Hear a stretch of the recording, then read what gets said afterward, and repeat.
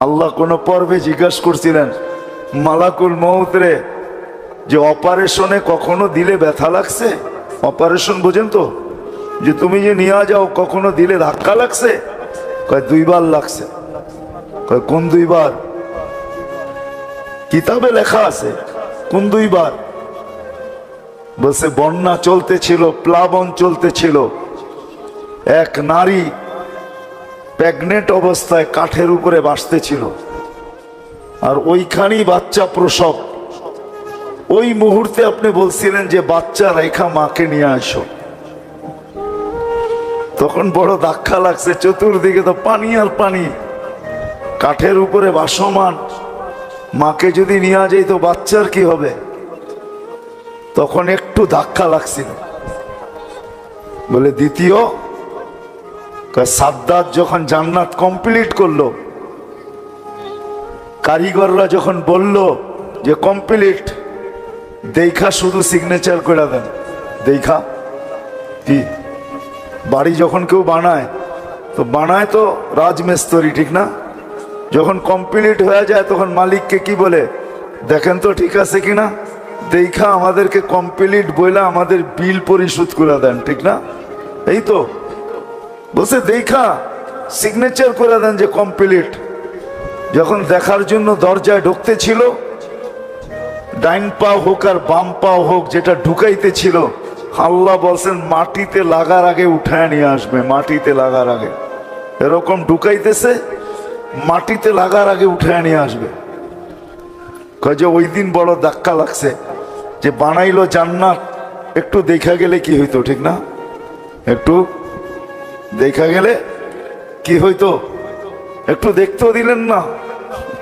এত খরচ করে বানাইলো, এত ডিজাইনার দিয়ে বানাইলো, আপনার প্রতিযোগী ছিল বটে, আপনার প্রতিযোগিতায় জান্নাত বানায় ফেলছে, কিন্তু একটু দেখতো যে বানাইলো কি। তা আল্লাহ বলে ওই কাঠের উপরে বাচ্চাটাই এই বাচ্চাটা, কাঠের উপরের বাচ্চাটাই এই বাচ্চাটা যে আমার বিরুদ্ধে জান্নাত প্রস্তুত করছে।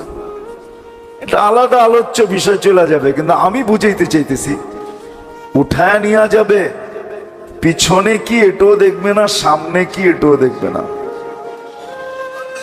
হুকুম হবে, সীমা রেখায় পা দিবে, উঠায় নিয়ে চলে যাবে।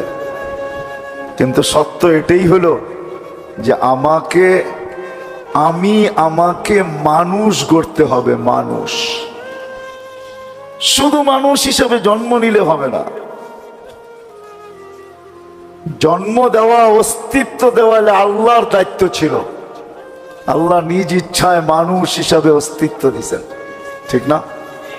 অন্য কিছু দিলে কি আল্লাহর বিরুদ্ধে স্লোগান দেওয়া যেত?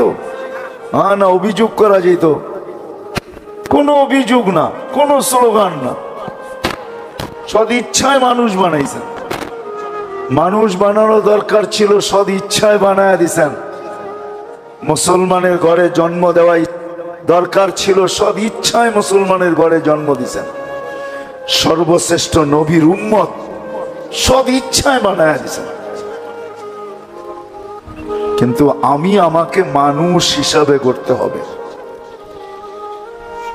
যদি আমি এই কথা বিশ্বাস করি যে আমি আল্লাহর কাছে যাব, আর আমরা সবাই আল্লাহর কাছে যাব, যে আল্লাহর কাছে যাওয়াকে বিশ্বাস করে রব্বে কাবার কসম, তাকে নিজেকে মানুষ হিসাবে গড়তে হবে। আর যদি না গড়ল তাহলে ওই কথাই সত্য। যদিও মানুষ হিসাবে অস্তিত্ব নিল, সৃষ্টির সেরা হিসাবে অস্তিত্ব নিল, কিন্তু আল্লাহ বলতে বাধ্য উলাইকা কাল আনআম। মানুষ হিসাবে অস্তিত্ব নিলে কি হবে? তুমি তো মানুষ হইলে না, জানোয়ার হইলে। তুমি তো মানুষ হইলে না, জানোয়ারের চেয়েও অদম হইলে। তুমি তো মানুষ হইলে না, কুকুরের চেয়েও অদম হইলে। তুমি তো মানুষ হইলে না, তুমি তো জাহান্নামের ইন্ধন হইলে, ইন্ধন।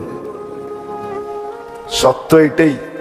আমাদের এই ছোট জীবনটা কিন্তু এই জন্যই, 60-70 বছরের যে জীবনটা আমরা দেখতেছি, আমি তো 60-70 বছর বলতেছি, কিন্তু আসলে কারো জানা নাই কে কতটুকু পাবো। কারো কারো জানা নাই কে কতটুকু পাবো। কেন মৌত কাউকে মিস কল দিয়ে আসে না। মালাকুল মৌত কারো বাড়িতে মিস কল দিয়ে আসে না। মালাকুল মৌত কারো বাড়িতে ফোন করে আসে না। মালাকুল মৌত কারো বাড়িতে চিঠি দিয়ে আসে না, খবর দিয়ে আসে না। সত্য এটাই। বহুত মানুষের অভিযোগও ছিল যে আমনে একটু বইলা আসলে কি হয়। তো মালাকুল মৌতের উত্তরও আছে, তুমি কত চিঠি চাও? তোমার কাছে চিঠি তো কম আসে নাই। তোমার কাছে চিঠি তো যেদিন তোমার অস্তিত্ব ওদিন তো প্রথম চিঠি তোমার কাছে আসছে সাথে সাথে যে অস্তিত্ব নিছো, তোমাকে মরতেই হবে। কুল্লু নাফসিন যায়িকাতুল মাউত। অস্তিত্ব নিছো, তোমাকে মরতেই হবে। তো প্রথম চিঠি তো এটা ছিল। যদি যৌবনে পা দিছো ওদিন তো দ্বিতীয় চিঠি চলে আসছে তোমার কাছে যে যৌবনে পা দিছো মানি তোমার বিরুদ্ধে কলম চলা শুরু হলো। যতদিন পর্যন্ত যৌবনে পা দেয় নাই কলম তার বিরুদ্ধে লেখে নাই, কিচ্ছু লেখে নাই। কলম বিরুদ্ধে চলে নাই, পক্ষে চলছে, বিরুদ্ধে না। যেদিন যৌবনে পা দিছে ওদিন দ্বিতীয় চিঠি। এখন থেকে কলম তোমার বিরুদ্ধে চলতে শুরু করবে। দাড়ি ছিল না তখন একরকম চিঠি, দাড়ি দ্বিতীয় চিঠি ছিল যে দাড়ি চলে আসছে কিন্তু প্রস্তুত হয়ে যাও। দাড়ি চলে আসছে। কাঁচা ছিল, দুই একটা সাদা হতে যখন শুরু করলো তা আরেক চিঠি, এটা একটা চিঠি। প্রতি ডিসেম্বরে 31st নাইট আমরা হয়তো নতুন বৎসরকে খুশিতে স্বাগত জানাই। আসলে যদি বিবেকমান হইতাম, বুদ্ধিমান হইতাম, ভাবতাম, তাহলে প্রত্যেক 31st নাইট আমার কান্নার ছিল যে অতীত বৎসরটা তো কেটে গেল। এই বৎসরটার ভিতরে আমার কোনো চিঠি ইস্যু না হয়ে যায় যে এই বৎসরই আমার শেষ বৎসর, আর কোনোদিন 31st নাইট আমি চোখে দেখব না। যেমন সূর্য প্রতিদিন সকালে বলে আনা ইয়াউমুন জাদীদ, আমি নতুন দিন। আলা আমালিকা শাহিদ, তোমার কর্মের উপরে আমি সাক্ষী। ফাকতানিম, বুদ্ধিমান যদি হও তাহলে সুবর্ণ সুযোগ মনে করতে পারো। লান আউদ ফি হায়াতিকা আবাদা, হতে পারে কালকে সকালেরটা তুমি উঠতে নাও দেখতে পারো।